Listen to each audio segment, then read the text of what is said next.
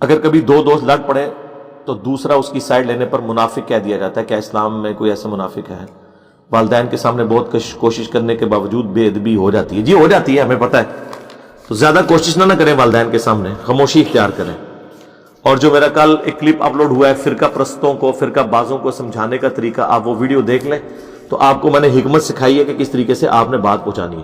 باقی یہ دوستوں کی سائڈ لینے میں ظاہر ہے یہ کچھ ہو جاتا ہے، کوئی ایسا مسئلہ نہیں ہے. اس لیے کہ آپ کے دوست کون سے مسلمان ہیں؟ وہ تو کلمہ گو مسلم ہے. کلمہ گو مسلم کو کیا پتا، یہاں تو کسی کے سامنے سچ بول دے وہ ناراض ہو جاتا ہے. آپ کو سچی بات کرنے کے لیے 10 دفعہ کہنا پڑتا ہے معذرت کے ساتھ. ایک مسلمان کا یہ ایٹیچیوڈ ہونا چاہیے کہ اسے قرآن و سنت سے حوالہ دیتے ہوئے آپ کو معذرت کرنی پڑے تو اس کا مطلب ہے کہ وہ مسلمان نہیں ہے. ہندو کو آیت پیش کرتے ہوئے ہمیں نہیں کہنا پڑتا معذرت کے ساتھ، ہم کہتے ہیں ہمارے قرآن میں یہ لکھا ہوا ہے، کہتے ہیں نا. کسی آپ مسلمان کو کہہ سکتے ہیں میرے قرآن میں یہ لکھا ہوا ہے، کہ نبی تم فرما دو کہ میں انسان ہونے میں تمہاری طرح ہی ہوں، مرتبے میں نہیں، اسپیشی میں. وہ کہے گا ادھر آنا. ڈاکٹر طاہر القادری صاحب کی ایک ویڈیو ہے جس میں وہ اتنے جذباتی ہوئے ہیں، باقیوں کو تو چھوڑ دیں، اتنا پڑھا لکھا بندہ. وہ کہتے ہیں نبی کو مردہ کہنے والوں مر جاؤ تم. اگر وہ اس سے مراد یہ لے رہے ہیں کہ نبی علیہ السلام آخرت کی زندگی میں زندہ نہیں ہے، کسی کا یہ عقیدہ ہے، تو یہ تو کسی کا بھی نہیں ہے. پھر وہ کس کو سنا رہے ہیں؟ دنیا کا ہر مسلمان کہتا ہے کہ نبی علیہ السلام اپنی قبر میں آخرت کی زندگی کے ساتھ زندہ ہے، جس میں نہ سانس ہے، نہ کھانا پینا ہے، نہ ٹوائلٹ ہے، اور وہ آخرت کی جنت کی زندگی ہے جو اس دنیا کی زندگی سے مختلف ہے. اور آج بھی اگر قبر رسول آپ کھودیں گے تو نبی علیہ السلام آپ کو وہاں نماز پڑھتے ہوئے نظر نہیں آئیں گے. یہ جو مسلم شریف کی حدیث ہے نا کہ حضرت موسیٰ علیہ السلام کو نماز پڑھتے ہوئے دیکھا، وہ سارا معاملہ برزخی ہے. وہ تو موسیٰ علیہ السلام کو بیت المقدس میں بھی دیکھا تھا، فزیکلی نہیں آئے ہوئے تھے. وہ ایک اور دنیا ہے، وہ وکھرا جہاں ہے، وہ ہے اصل وکھرا جہاں، برزخ، ان سین بیریئر. جیسے فرشتے ہمارے یہاں موجود ہیں، ہم دیکھ نہیں سکتے ان کو، اور فرشتوں کو یہاں ہونے کے لیے فزیکل جگہ کی بھی ضرورت نہیں ہے. مومن کی قبر جو ہے وہ 70 ہاتھ دائیں بائیں آگے پیچھے کھل جاتی ہے نا، مسلم کی حدیث ہے. ذرا یہ سارے دربار کھودے نا، مجھے دکھائیں 70 ہاتھ کھلی ہوئی ہیں. نہیں ہوں گی. وہ کہیں گے نہیں اے روحانی طور تے کھلی ہوندیاں نے، آئے ہو نا دار تلے ہون. ہاں ایک قبر منو کر دے 70 گز دائیں بائیں اگے پیچھے، ایک 70 گزی قبر تے دکھا دو گے، وہ قبر ہی خود لمبی ہے، لیکن یہ 70 ہاتھ ساری طرف کھلی ہوئی ہے. ایک قبر دس دو. اللہ کے بندو آج بھی نہیں کھودی جا سکتی، وہ دھڑام سے گر پڑے گی جب تک آپ لنٹر نہ ڈالیں. اتنا لمبا اگر آپ کھودیں گے کسی چیز کو، یا تو ہے کہ نیچے جا کے 1 کلومیٹر جا کے اندر کوئی تہخانہ بنائے، اتنی ڈیپتھ میں آپ بنائیں گے تو زمین اپنے وزن سے ہی گر پڑے گی. بلکہ یہاں تو ہمارے تو چھوٹی موٹی قبروں میں لحد بنائی جائے اگر، وہ لحد ہی گر پڑتی ہے. وہ جو کعبے کی طرف تھوڑا سائڈ پہ کر کے نکالا جاتا ہے ایک صندوقچہ سا، اسے لحد کہتے ہیں. پھر لاش کو آگے کر کے تو یوں ٹلٹ کر کے، سنت بھی یہی ہے دفنانے کا طریقہ.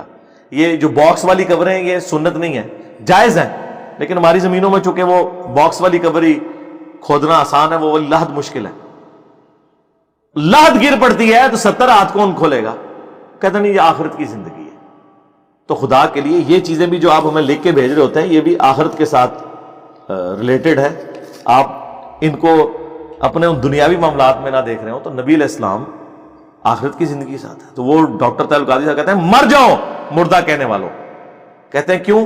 وہ کہتے ہیں قرآن میں لکھا ہے کہ جو شہید ہے اسے مردہ مت کہو، وہ تو اللہ کے حضور زندہ ہے. سرکار اس طرح کا مردہ کون سا مسلمان نبی علیہ السلام کو کہتا ہے؟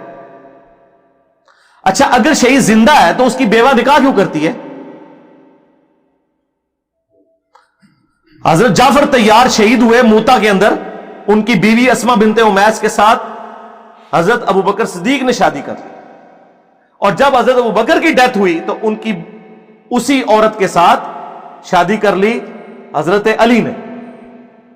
اسی لیے عبداللہ ابن جعفر اور محمد بن ابی بکر یہ حضرت علی کے حقیقی بیٹے نہیں ہیں، لیکن حقیقی بیٹوں کی طرح ان کی پرورش کی ہے مولا علی نے.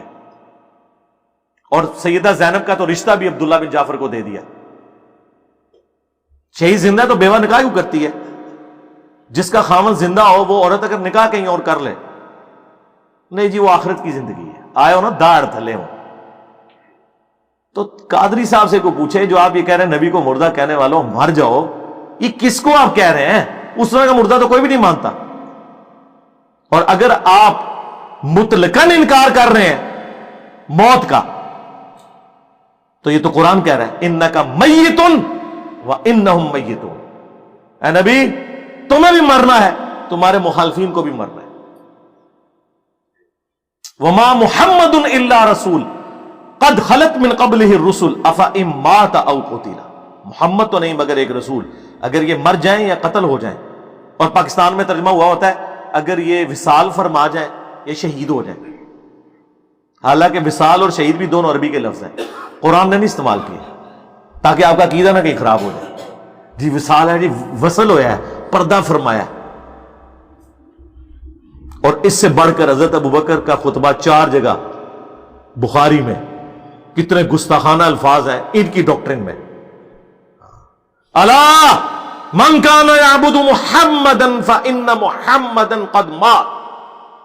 کان کھول کر سن لو، الا یہ ہوتا ہے بی اٹینٹو.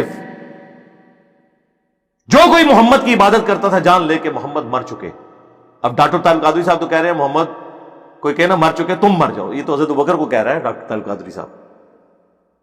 اور جو کوئی اللہ کی عبادت کرتا تھا وہ جان لے کہ اللہ زندہ ہے، اسے کبھی موت نہیں آئے گی.